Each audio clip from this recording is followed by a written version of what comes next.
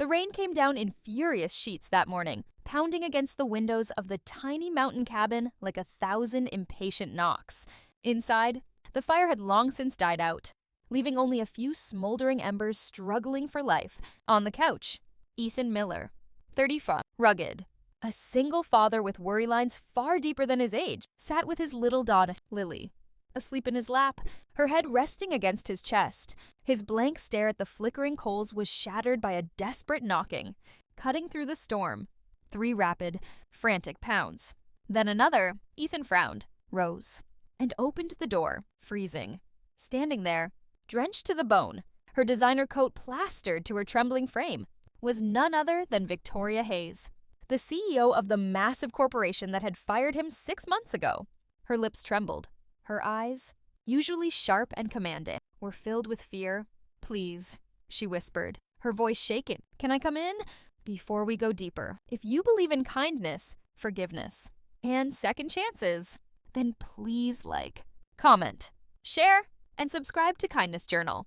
Every click helps us spread stories that warm hearts and heal souls." Ethan didn't speak for several seconds. The storm roared behind her, wind tugging at her drenched hair. It was surreal. The same woman who'd once signed his dismissal papers with a pen worth more than his rent now stood on his porch, begging for shelter. He finally stepped aside. "Come in before you freeze." She stumbled in, shivering violently. The cabin was small. Just a fireplace, a couch, a table, and a compact kitchen corner. Ethan grabbed a towel and offered it to her. Victoria's fingers were pale and trembling as she dried her face, murmuring a quiet thank you. Her voice, once filled with authority, now barely carried a whisper. Ethan didn't ask why she was there. Not yet. He simply turned, knelt by the fireplace, feeding wood, coaxing the flames back to life.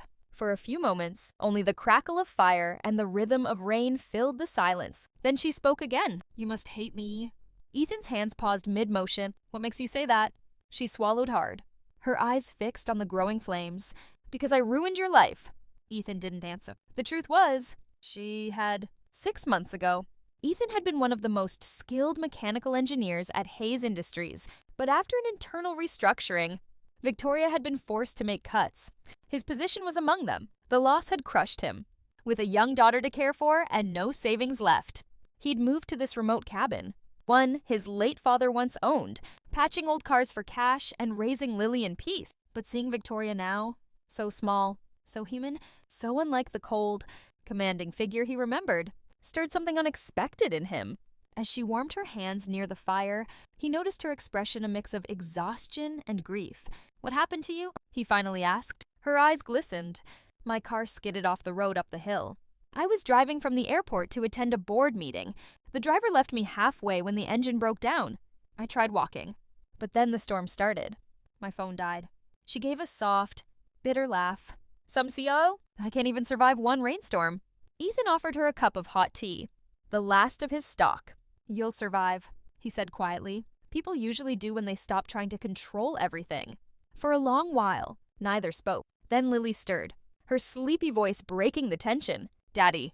The little girl sat up, her curls messy, her big brown eyes blinking. "Who's that lady?" Victoria's lips parted. The innocence of the question hit her harder than expected. "I'm just someone who needed help," she said softly. Lily smiled drowsily.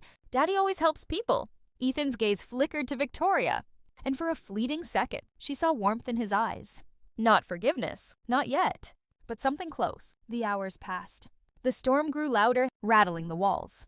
The temperature plummeted, and despite the fire, the cold seeped in. Victoria sat close to the fireplace, her hands trembling again. Ethan noticed. "You're freezing." "I'll be fine," she said weakly, rubbing her arms. But he could see she wasn't. Her lips were pale, and her whole body shivered. He grabbed a thick wool blanket and offered it to her. "Here." She took it. But her voice faltered. "It's not enough. The cold, it's still getting through." She looked at him hesitantly, her pride visibly crumbling. "Can I slip under your blanket?" "Just until it warms up." Ethan froze. The air grew heavy, not from tension, but from something more complicated and unspoken. A shared past, a fragile present, and the raw vulnerability of two people who'd once been on opposite ends of power. He saw her eyes, wide and sincere, stripped of her CEO armor. Without a word, he nodded. She slid under the blanket beside him on the floor by the fire, their shoulders brushing. The warmth spread slowly, awkwardly, but real. The silence stretched soft, intimate, uneasy. She whispered, "I've never felt this small before." Ethan looked into the flames. Sometimes life has to break us before we understand people who are already broken. Her throat tightened. "You mean you?" "I mean everyone." She turned toward him, her eyes filling with tears.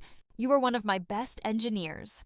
I didn't want to let you go, but the board demanded cuts, and you chose to protect your company." Ethan finished quietly. "Not people." Her tears fell then, silently,